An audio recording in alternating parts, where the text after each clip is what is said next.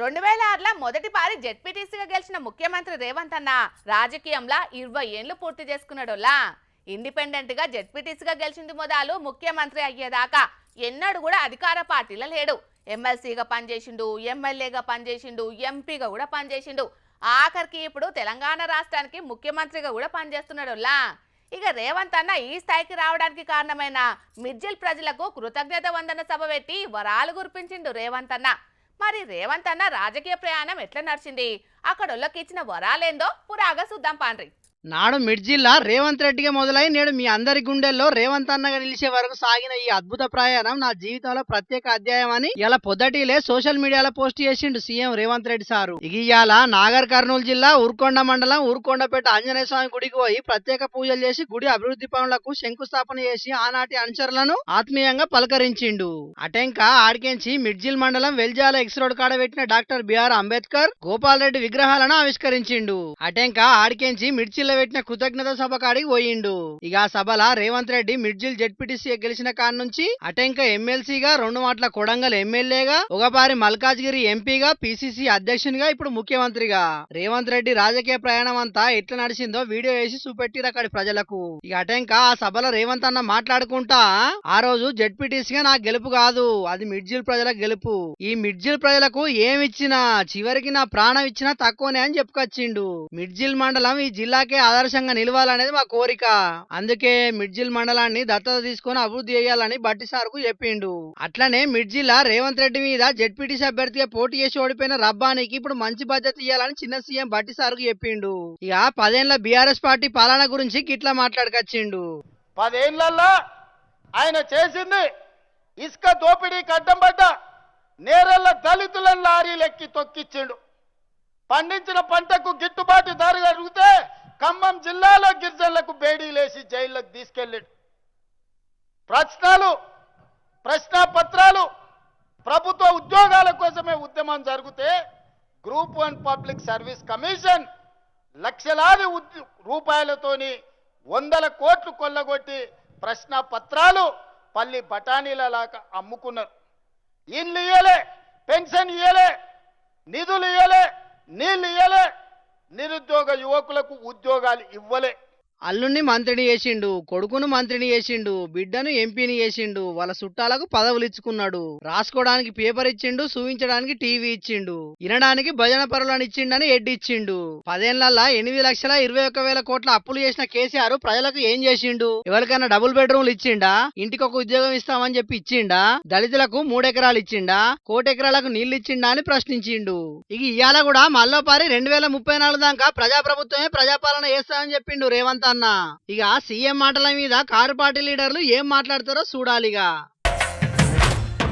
సర్కార్ కార్యం ఏదైనా ఉన్నదంటే పెద్ద ఆఫీసర్లు, ఉద్యోగులు, పెద్ద లీడర్లు ముంగట పడతారు. ఆ కార్యానికి కావాల్సిన అన్ని సవలతులు చేస్తుంటారు. సర్కార్ పెట్టిన పథకాలు కామన్ పబ్లిక్ కు తెలిసేటట్టు పూసగుచ్చినట్టు చెప్తుంటారు. దీంట్లో అందరికంటే ఎక్కువ బాధ్యత సర్కారోళ్ళే తీసుకుంటారు. కానీ గీడ మాత్రం అలాగున్నదొల్లా సర్కారోళ్ళ కథ. మాకు కాదన్నట్టే చేస్తున్నారు అధికారులు.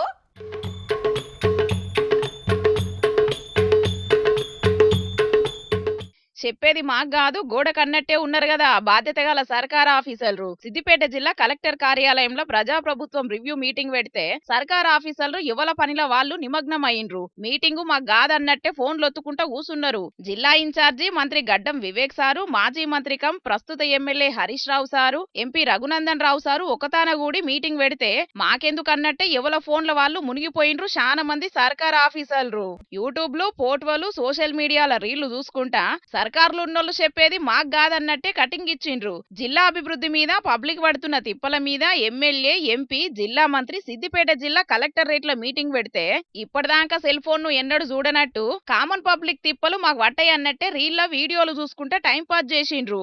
లీడర్లు స్పీచ్ ల బిజీగా ఉంటే అధికారులు ఫోన్లలో బిజీగా ఉన్నారు. కొందరు అధికారులు లీడర్లు చెప్పేటి కుద్దుగింటే కడుమొళ్ళు ఫోన్ల పోటువలు చూసుకుంటా వాటిని కింద మీద చూసుకుంటా రీళ్లలో మార్పులు చేపించుకుంటా మస్తు టైం పాస్ చేసిండ్రు. బల్ల కింద ఫోన్లు పెట్టి బల్ల మీద ఫోన్లు దర్జా గొత్తుకుంటా మమ్మల్ని ఎవరు అడుగుతారన్నట్టే కనర్ చూపెట్టిండ్రు. ఇక అసుంటున్నోళ్ళు సాల్ర పనితనాన్ని వీడియోలు తీస్తే బండారం బయటపడ్డది. సర్కార్ పెద్ద ఆఫీసర్లు దినాం ఇంత మంచిగా కొలువెలుగా పెడతాన్రా అని కామన్ పబ్లిక్ చెవులు కొరుక్కుంటా వీడియోలను వైరల్ చేస్తున్నారు. సర్కార్ పెద్ద ఆఫీసర్ల పనితనం గిట్లుంటదని వీడియోలు వేసుకుంటా తిప్పబట్టిండ్రు అక్కడి జనాలు. మరి వైరల్ వీడియోలు చూసినాకన్నా సర్కారోళ్ళు మారతారా లేదా అన్నది చూడాలే గాని లగ్గాల పేరు మీద పబ్లిక్ ను తిప్పల పెట్టేటోళ్ళు ఇసుమంత మారినా మంచిదే అని అనుకోవట్టిండ్రు కామన్ పబ్లిక్. 10 ఏళ్లకే తెల్లెంటికాలు, 20 ఏళ్లకే మోకాల నొప్పులు, ఇక 30కే గుండెపోటుతోటి దావకాన్ల చుట్టూ తిరిగే రోజులలో ఇవి. చిన్న పని చేసినా ఒట్టిగానే అలసిపోతున్నాం. ఏదో ఒక తక్లీఫ్లతోటి ఆసుపత్రుల చుట్టూ తిరుగుతూనే ఉన్నాం. కానీ గీ అవ్వని చూడుండ్రోలా, ఏజ్ ఇస్ జస్ట్ నెంబర్, వయసు మనిషికే గాని భక్తికి కాదన్నట్టు ఎంత హుషారుగా తిరుమల కొండెక్కుతున్నదో. సెంచరీలు కొట్టే వయసు మాది, బౌండరీలు దాటే మనసు మాది అని యూత్ పొల్లగాన్లు పాటలు వాడుమంటే పాడతారు కావచ్చు గానుల్లా 4 అంతరాల బిల్డింగ్ ఎక్కుమంటే మాత్రం మస్తు యాతన పడతారు. ఎందుకంటే ఈ రోజుల్లో 30 ఏళ్లకే మోకాళ్ళు మోహన రాగం వాడుతున్నాయి. 4 మెట్లు ఎక్కేటాళ్లకు గుండె 100 స్పీడ్లో కొట్టుకుంటాంది. కానీ ఈ అవ్వను చూడుండ్రుల్లా, సెంచరీ కొట్టి మీద 16 ఏండ్లు నిండినా కూడా ఎంకన్న సామిని కండ్లారా చూడాలని తిరుమల కొండ మీదకి ఎట్లెక్కుతున్నదో. భక్తికి వయసుతో టక్కరలేదని నిరూపిస్తున్నది కదా అవ్వ. ఈ ఏజ్లనే గింత హుషారుగా ఉన్నదంటే ఎంగేజ్ లా ఇంకెట్లుండేనో కదా. ఎనికటి తిండి అసొంటిది. మరి ఈ బామ్మ మన తెలుగు ఆమె సుతం కాదట. ఎంకన్న దర్శనానికి కర్ణాటక రాష్ట్రం నుంచి కదిలొచ్చిందట. ఇంటోళ్ళు సాయం పడితే అడుగులడుగు వేసుకుంటా అలుపు సొలుపు లేకుండా అల్కగా ఎక్కింది తిరుమల కొండ. అవ్వ నిండైన భక్తి ముంగట ఎంకన్న దయతోటి కొండ కూడా కరిగిపోయినట్టే ఉన్నది కదా. సోషల్ మీడియాలో ఈ వీడియో చాలా వైరల్ అయితా అంటే అవ్వ భక్తి చూసి ఆశ్చర్యపోతున్నారు అంతా.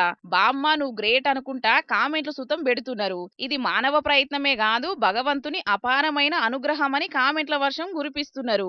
ఏదేమైనా తిరుమల కొండెక్కి ఆ ఎంకన్నను దర్శనం చేసుకోవాలంటే ఆ సామి విలిపించుకోవాలి. దర్శన భాగ్యం రాసిపెట్టి కూడా ఉండాలి. అట్లనే ఎవ్వ లెక్క సామిని చూడాలన్న తపనుండాలి. అసొంటి భక్తి మెండుగున్ని అవ్వను ఆ ఎంకన్న సామి సల్లగా చూడాలనైతే కోరుకుందామిగా. ఒకప్పటి లెక్క లేరులా ఇప్పుడు లీడర్లు. సోషల్ మీడియా జయంగా జనాలు కష్టాలు చెప్పుకుంటా అంటే అది లీడర్ల కంట్ల పడుడే ఆశం. సమస్య ఏంటిదో తెలుసుకొని ఆగ మేఘాల మీద నిధులు శాంక్షన్ చేసి తక్లీఫ్లన్నీ తీరుస్తున్నారు.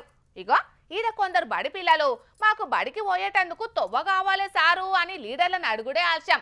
అటెంకా ఏమైందో చూడండి. విద్యాశాఖ మంత్రి నారా లోకేష్ గారికి మరియు ఏలూరు ఎంపీ పుట్టా మహేష్ గారికి నమస్కారములు. మేము జంగారెడ్డిగూడెం బీసీ బాయ్స్ హాస్టల్లో చదువుతున్నాము. హాస్టల్ నుంచి స్కూల్కు వెళ్లే దారి చాలా ఇబ్బందిగా ఉంటుంది. వర్షం పడినప్పుడు బురదమయంలో అవుతుంది. మీరు మా అందు దయచేసి రోడ్డు వేయించాలని కోరుకుంటున్నాము. చదువుల శాఖ మంత్రి లోకేష్ సార్కు ఏలూరు ఎంపీ పుట్ట మహేష్ యాదవ్ సార్కు నమస్కారములు అని చెప్పుకుంటా ఎంత పద్ధతిగా సమస్యను విన్నవించుకున్నారు చూడుండ్రుల్లా పిల్లలు. ఏలూరు జిల్లా జగ్గారెడ్డిగూడెం మేజర్ పంచాయతీలున్న బీసీ హాస్టల్ ఉండుకుంటా చదువుకుంటున్నారట. వీళ్ళంతా హాస్టల్ కాన్ నుంచి బడికి పోయే తొవ్వ మొత్తం బురదేనట. బురద తొవ్వ మీద బడికి పోవాలంటే తిప్పలైతాందట. సాల్రు జర మా యందు దయ్యుంచి రోడ్డేయిండ్రని ఒక్క తీరుగా వేడుకున్నారు ఇట్లా. మరిగా పిల్లలు ఇంత మంచిగా చెప్పినాక లీడర్లు సప్పుడు చే కూకుంటారా? ముచ్చట చదువుల మంత్రి దాకా ఎంపీ దాకా ఓగుట్లా రోడ్డేసేతందుకు గ్రీన్ సిగ్నల్ వచ్చిందటుల్లా సర్కార్ కార్ నుంచి. ఆ ముచ్చట కూడా పిల్లలే చెప్తారు ఇనుండ్రి. గౌరవనీయులైన నారా లోకేష్ గారికి, ఏలూరు ఎంపీ పుట్ట మహేష్ గారికి, జంగారెడ్డిగూడెం ఎమ్మెల్యే చింతలపూడి ఎమ్మెల్యే సొంగ రోషన్ కుమార్ గారికి ధన్యవాదాలు. మేము జంగారెడ్డిగూడెం బీసీ హాస్టల్లో చదువుతున్నాము. మా హాస్టల్ నుండి జడ్పీపీహెచ్ఐ స్కూల్కి 2 కిలోమీటర్ల దూరం ఉంటుంది. దారిలో వర్షాలు పడినప్పుడు బురదమయంలో ఉంటుంది. అందుకే మేము ఎంపీ గారికి, నారా లోకేష్ గారికి, ఎమ్మెల్యే గారికి విన్నపం చేశాము. మేము అడిగినామంటే స్పందించిన ఎమ్మెల్యే గారికి, నారా లోకేష్ గారికి, ఎంపీ గారికి ధన్యవాదాలు. అది ముచ్చట. పిల్లలు తక్లీపు చెప్పుకునుడు ఆల్శం. ఎమ్మెల్యే ఎంపీ మంత్రి అందరు కదిలిండ్రు. రేపో మాపో తొవ్వేసుడేనటిగా. ఇన్నొద్దులు బురదతోటి తిప్పలబడ్డ పిల్లలు పరుగు పరుగున బడికి ఓవుడేయిగా. మరిగా లీడర్లు అడగనిదే అమ్మైన పెట్టదన్నట్టు పిల్లలు చెప్పుకునేదాకా చూడకుంటా ఇంకేడేడా ఇసొంటి సమస్యలున్నాయో ముందుగాలనే తెలుసుకొని ఇసొంటి తక్లీఫ్లు తీరువన్రుల్లా జరా. ఈ వార్త మొదలే చదివినా, ఈ వార్త బ్రేక్ వచ్చే ముందే చదివినా. సరే పబ్లిక్ ఇక చెప్పుకునేటందుకు ఇంకో 2-3 వార్తలు మిగిలినాయోలా. అంతకంటే ముందుగాల మా ముసలి మోత వారు ఏం చేస్తున్నాడో అర్చుకొని వద్దాం పాండ్రి. ఓ తాత ఏం చేస్తున్నావే? ఏంద్రల్లా అచ్చులు ఏమిటికి వచ్చిన కర్మరా, ఈ కర్మ పాడైపోను. అటు కాకుండా ఇటు కాకుండా అయిపోతుంది కదా మన పరిస్థితి. ఆడికా శంకర్ గారు చెప్పే, అరే వద్దే పోకుర్రే, రాబోయే రోజుల్లో మన పార్టీకి మంచి భవిష్యత్తు ఉండబోతుంది, మీకు మంచి పదవులు వస్తాయి అని చెప్పే. అయినా విన్నావా? వినకపోతుంది. మాకంటే సోయలేదు, నీకెట్లా సిగ్గులేదు ముసలాడ, నువ్వెట్లా పోయినావు? ఎట్లా అంటే ఏమున్నది, పాతది బర్ర మడుగు కొత్తది గొర్రె మడుగు అన్నట్టు పోయినా. ఏదో ఆశపడిపోయినాం కానీ పోతే గీచోటి కర్మ పడుతుందని అనుకున్నావా? నువ్వు అనుకున్నావా? చెప్పరాదు. అయ్యో మనల్లా మనం ముచ్చట. వడ్లు వాగుల కలుతేంది, గొడ్లు గోదాట్ల పోతేంది అన్నట్టు పట్టె మంచం వేసుకొని ముచ్చట్లకి మూతులు జాపి కూర్చున్నారా పెద్ద మనిషి? ఇంతకు దేని గురించి మీరు చర్చించేది అది చెప్పుండ్రి.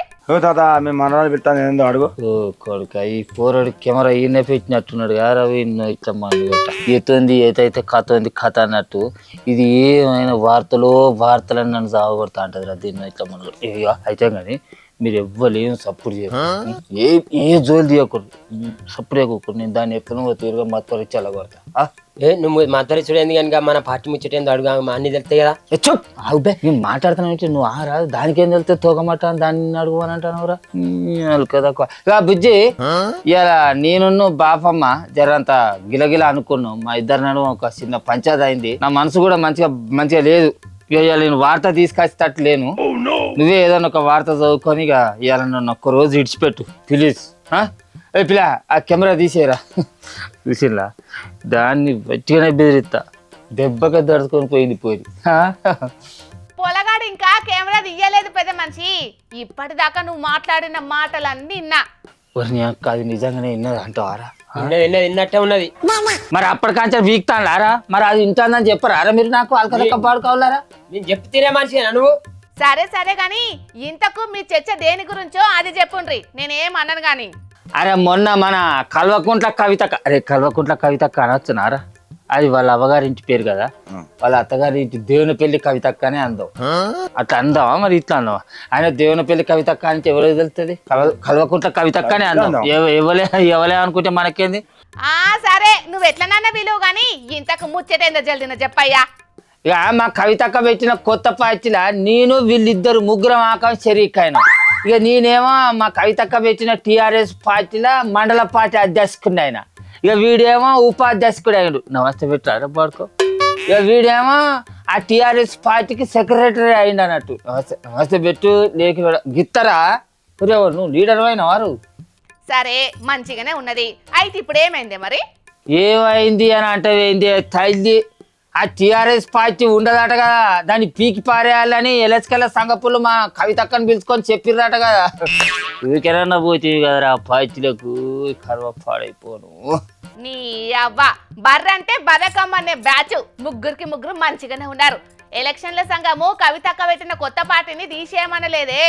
ఆ పార్టీకి పెట్టిన టీఆర్ఎస్ అనే పేరును తొలగించి వేరే ఏదన్నా కొత్త పేరు పెట్టుకోమన్నది. అట్లానా? మరి నువ్వు గట్టి చెప్తావేమరా? ఊళ్ళో అట్లా అనుకుంటారు.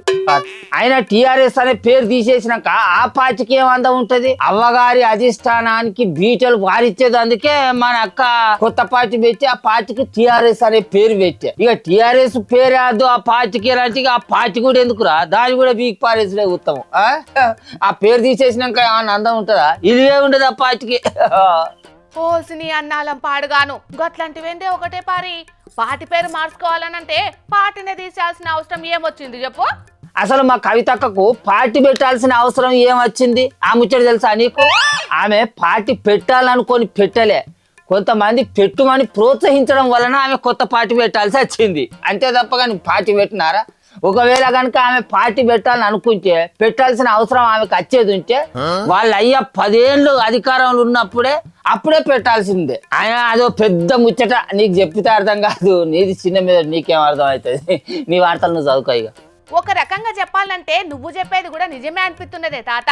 ఎందుకంటే వాళ్ళ నాయన అధికారంలో ఉన్నప్పుడు అధికారాన్ని అనుభవించింది, అది పోయినాక ఇప్పుడు కొత్త పార్టీ పెట్టింది. అది ఎందుకో ఎవరికి చెప్పది. పార్టీ పేరు చెప్పేస్తానా అని ఆఖరికి చెప్పి ఆ పార్టీ పేరే తీసేసే కాడికి వచ్చా. ఆయన పార్టీ పెట్టాలి, మన్ననలు పొందాలి, ప్రజలకు సేవ చేయాలి అని అనుకుంటే పార్టీ పెట్టి ఏదో కొత్త పేరు పెట్టుకోక ఎవరినో చెడగొట్టేందుకు ఎవరి పార్టీ పేరో మన పార్టీకి పెట్టాల్సిన అవసరం ఏమొచ్చిందిరా మన కవితక్కకు? ఏమంటావు? మన కవితక్కకు అంత మొక్క తెలివే ఉంటే కొత్త పేరు పెట్టచ్చు కదా మన పార్టీకి. టిఆర్ఎస్ ఎందుకు వాళ్ళ నాయన పెట్టిన పార్టీ పేరు మనకు పెట్టాల్సిన అవసరం ఏమొచ్చింది? అట్లా కాదటనే తాత, బీఆర్ఎస్ పేరు కోసం న్యాయ పోరాటమైనా చేస్తుందటనే. ఊరకు మన పార్టీ పేరు కోసానికే న్యాయ పోరాటం చేసుకుంటా కూర్చుంటే మన కల్వకుంట్ల కవితక్క కాదు మన దేవునపల్లి కవితక్క ఇక మన జనాల కోసానికి ఎప్పుడు పోరాటం చేస్తారా? ఒరారి మోక చూస్తే ఎట్లా ఉన్నదిరా ఈ పార్టీ కథ ఎట్లా ఉన్నది? వద్దు పారి మనం ఎట్లనో తీరుగా మళ్ళీ పాత పార్టీలకే పోయి వాళ్ళను కాల్లో ఏళ్ళో మొక్కినా కూడా మళ్ళీ అదే పార్టీలో షరీకైదాం. ఆ పార్టీ పుల్లు రువ్వడి మీద ఉన్నదట్రా. ఆ పార్టీలో షరీక్ అయ్యేది ఉంటే ఏదో ఒక పదవి ఖచ్చితం అట. అసలు బీఫామ్ వస్తే చాలట, పదవి ఖాయం అట రాయచను. పరి రువ్వడున్న పార్టీకే పోవాలి. పాపం కవితక్క పార్టీ పెట్టిన గడియ ఎట్లున్నదో తెలియదు కానీ పార్టీ పేరుతోటి పెద్ద పరేషానే వచ్చి పడ్డది కదా.